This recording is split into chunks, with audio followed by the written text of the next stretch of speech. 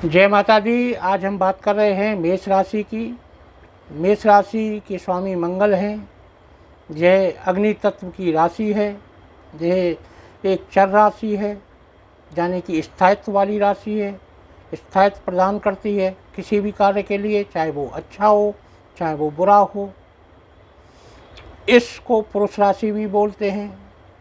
इनके स्वामी मंगल हमारे जीवन में ऊर्जा के, भाई के, शक्ति के, साहस, पराक्रम के कारक हैं। मंगल मकर राशि में उच्च के होते हैं और कर्क राशि में नीच के होते हैं। यह एक बड़ा अद्भुत संयोग है कि ये कर्क राशि में नीच के होते हैं और कर्क राशि के स्वामी इनकी वृश्चिक राशि में नीच के होते हैं। ये दोनों स्थितियां अगर आपके जन्म कुंडली में बनती है तो ये नीचभंग योग होता है और उसके अच्छे परिणाम प्राप्त होते हैं। इनके 3 नक्षत्र हैं: मृगशिरा नक्षत्र, चित्रा नक्षत्र और धनिष्ठा नक्षत्र। शरीर में ये नेत्र और हमारे सिर को, कालपुरुष कुंडली के हिसाब से हमारे सिर का प्रतिनिधित्व करते हैं। नेत्रों पर इनका बड़ा प्रभाव होता है। कुंडली में अगर ये शुभ होते हैं तो नेत्रों में कभी समस्या नहीं होती। अशुभ होने पर ये नेत्रों में समस्या पैदा करते हैं। जैसा हम जानते हैं कि ये प्रथम भाव, चतुर्थ भाव, सप्तम भाव, अष्टम और द्वादश भाव में मांगलिक दोष का निर्माण करते हैं। मांगलिक दोष का जो सीधा प्रभाव पड़ता है वो हमारे दाम्पत्य जीवन पर आता है और हमारे व्यवहार में आता है। इनका जो नौकरी और व्यवसाय है मंगल ग्रह का, वो सेना में हो सकता है, पुलिस में हो सकता है, इंजीनियरिंग हो सकती है, प्रॉपर्टी डीलिंग हो सकती है, स्पोर्ट्स में हो सकता है। अगर मंगल पीड़ित हो जाए तो ये कई सारी समस्याएं भी पैदा करता है। ये बार बार दुर्घटनाएं कराएगा, घर में आग लगना, पारिवारिक जीवन अस्त व्यस्त होना, शत्रु से पराजय, भूमि को लेके विवाद या किसी और चीज़ को लेके विवाद, कर्जदार बना देना, ये सब मंगल की ही देन है। इससे उत्पन्न होने वाले जो रोग हैं वो रक्त से संबंधित होते हैं। कुष्ठ रोगी भी मंगल दोष का प्रभाव होता है। खुजली, रक्तचाप, अल्सर, ट्यूमर, कैंसर, बहुत सारी बीमारियां हैं जो मंगल की वजह से होती हैं। इसके जो उत्पाद देखे जाएं तो मसूर की दाल, रेल की वस्तु, जमीन, अचल संपत्ति, विद्युत के उत्पाद, तांबे की वस्तुआं। मंगल ग्रह का जो सबसे प्रिय धातु है वो तांबे का धातु होता है।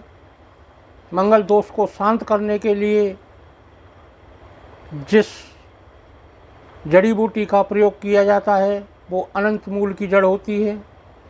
मंगल किसी भी घर के अंदर, किसी भी भाव के अंदर अगर अशुभ है तो अनंत मूल की जड़ सबसे उपयोगी मानी जाती है। ये मंगल के प्रभाव को काफ़ी हद तक नीचे कर देती है। अब बात करते हैं कि आपकी मेष राशि है और मेष राशि का स्वामी मंगल यदि आपके प्रथम भाव में बैठा हुआ है तो आपको निडर, साहसी, पराक्रमी बनाएगा। आपका शरीर हष्ट पुष्ट होगा, शरीर पर एक लालिमा होगी, एक तेज होगा। अगर मेष राशि का स्वामी मंगल द्वितीय भाव में बैठ जाए तो ऐसा व्यक्ति सफलता काफ़ी मेहनत के बाद प्राप्त करता है। उसकी चेहरा में तेज बना रहता है। अगर शुक्र की स्थिति कुंडली में ठीक नहीं है तो उसे बुरी आदत पड़ जाती है। खाना पीना उसका अलग हो जाता है। जो उसके परिवार की परंपराएं हैं उनको वो तोड़ना शुरू करता है। अगर शुक्र की स्थिति अच्छी है तो काफ़ी हद तक चीज़ें ठीक रहती हैं। शुक्र अगर अच्छा नहीं होता तो वह सेल्फिश हो जाता है, स्वार्थी हो जाता है। यदि मंगल तृतीय भाव में बैठा हुआ हो तो ऐसा व्यक्ति पराक्रमी होता है और पराक्रम के आधार पर प्रसिद्धि प्राप्त करता है। ऐसे व्यक्ति धैर्यवान भी होते हैं और अपने बाहुबल से सारे कार्यों को करते हैं। चतुर्थ भाव में यदि मंगल हो, इसमें दो चीज़ें आ जाती हैं, एक स्त्री के लिए, एक पुरुष के लिए। स्त्री के लिए चतुर्थ भाव का मंगल लक्ष्मी योग का निर्माण करता है, जबकि पुरुष के लिए ऐसा नहीं होता। चतुर्थ भाव में व्यक्ति को माता का सुख कम प्राप्त होता है, लेकिन भवन और वाहन इन दोनों के सुख उसे पूर्ण मात्रा में प्राप्त होते हैं। यदि मेष राशि का स्वामी मंगल अगर पंचम भाव में बैठा हुआ है, सूर्य की स्थिति अगर अच्छी है, तो ऐसे व्यक्ति के पुत्र और संतान बड़ी ऊंचे पद पर आसीन होते हैं। संतान का पूर्ण सुख प्राप्त होता है। यदि सूर्य की स्थिति ठीक ना हो तो उसके विपरीत परिणाम प्राप्त होते हैं। छठा भाव में अगर मंगल बैठ जाएं, ये ऋण, रोग और शत्रु का भाव है। छठा भाव पर मंगल बैठे हुए हैं और बुध की स्थिति मजबूत है, तो ऐसा व्यक्ति कभी भी हारने वाला नहीं होता। वो सदैव विजय प्राप्त करता है, कभी कर्जदार नहीं होता, और उसे जो बीमारियां होती हैं वो छोटी मोटी बीमारियां होती हैं। यदि बुध की स्थिति ठीक ना रहे या पाप ग्रहों की दृष्टि उस पर अगर आ जाए, तो ऐसा व्यक्ति हमेशा कर्ज में डूबा रहेगा, बीमारियां उसके साथ लगी रहेंगी। सप्तम भाव में अगर मंगल बैठे हों तो ये दाम्पत्य जीवन को खराब करते हैं, विवाह में देरी कर देते हैं, विवाह को होने नहीं देते, विवाह अगर हो जाए तो सफल नहीं होता, और पत्नी या पति का वियोग करा देते हैं। अगर गुरु की दृष्टि अगर पड़ रही है तो ये दोष भंग हो जाता है, और इन सारी चीज़ों से ऐसे व्यक्ति का बचाव होता है। यदि मंगल अष्टम भाव में बैठ जाएं तो व्यक्ति की उम्र को तो पूरा कर देते हैं, लेकिन जीवन में परेशानियां बनी रहती हैं। ऐसे व्यक्ति के साथ बार बार दुर्घटनाएं घटित होती हैं, कई बार घर में आग लगती है। ऐसे व्यक्ति को अग्नि और विद्युत दोनों से बचना चाहिए।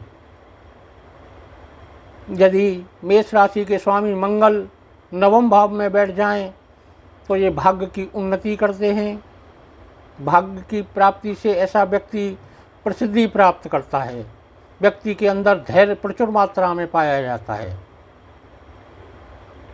यदि मेष राशि के स्वामी मंगल दसम भाव में बैठे हों तो ऐसा व्यक्ति कुल दीपक कहलाता है। पूरे कुल के अंदर अपनी योग्यता, अपनी साहस और पराक्रम के आधार पर श्रेष्ठता प्राप्त करता है और अपने कुल का नाम रोशन करता है। दसम भाव में बैठा हुआ मंगल व्यक्ति को सफलता, प्रसिद्धि, सुख, वैभव सभी प्रदान करता है, चाहे इसका स्वामी शनि किसी भी स्थिति में हो। एकादश भाव में बैठा हुआ मंगल शनि के ऊपर निर्भर होता है। अगर आपकी कुंडली में शनि अच्छा है तो आपके कमाई के जो स्रोत हैं वो कई सारे होते हैं, कई जगह से आपको धन की प्राप्ति होती है, सारे सांसारिक सुख आपको प्राप्त होते हैं। लेकिन इसकी दृष्टि पंचम भाव पे जाने पर संतान से जो सुख की प्राप्ति है वो क्षीण होती है। यदि मंगल द्वादश भाव में बैठे हों तो ऐसा व्यक्ति नेत्र रोगों से पीड़ित होता है, ऐसा व्यक्ति कर्जदार होता है, ऐसा व्यक्ति खर्चीला होता है। यदि गुरु की अवस्था कुंडली में अगर ठीक है, अच्छी है, तो इन चीज़ों से बचाव होता है। गुरु की अवस्था अच्छी होने पर ऐसा व्यक्ति विदेश से संबंधित व्यवसाय, एक्सपोर्ट इंपोर्ट कर सकता है, उसमें उसे अच्छी सफलता प्राप्त होती है। ऐसा व्यक्ति घर से बाहर जाकर सफलता प्राप्त करता है। अपने व्यवसाय को अच्छा बनाता है, व्यवसाय से अच्छी उन्नति प्राप्त होती है। मंगल के कई सारे उपाय हैं, जिनमें आप नित्य प्रतिदिन हनुमान जी की सेवा करें, हनुमान चालीसा पढ़ें, अनंत मूल की जड़ अगर पुष्य नक्षत्र में निकल जाती है, रवि पुष्य नक्षत्र हो, यानी कि रविवार को पुष्य नक्षत्र में अगर चंद्रमा है और उसे उस काल में सूर्य उदय के समय अगर आप उस अनंत मूल की जड़ को निकाल कर धारण करते हैं तो आपके मांगलिक दोष या मंगल के दुष्प्रभावों से पूर्ण बचाव होता है। आप तांबे का दान कर सकते हैं, मसूर की दाल का दान कर सकते हैं, और अगर मांगलिक दोष बनता है तो उसकी पूजा अवश्य कराएं। जय माता दी।